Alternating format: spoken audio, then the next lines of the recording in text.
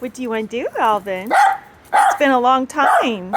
It's been a long time since my puppies got to go for a bye-bye ride. Alvin, are you ready?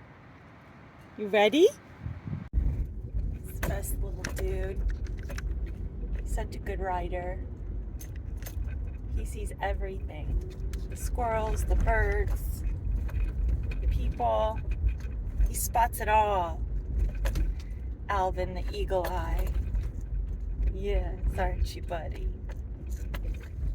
It's a little windy today, but the sun is shining.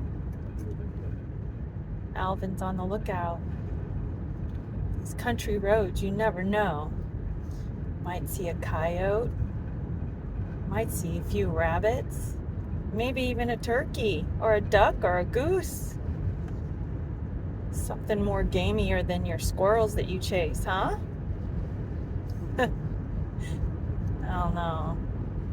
Squirrels are pretty gamey, aren't they? Yeah. It's fun taking a drive on the country roads with your best buddy. Here comes the big bump. Someone has spied the Dairy King drive-thru and is shaking in anticipation for a french fry. Think he'll get his fry? We'll see. Okay, buddy.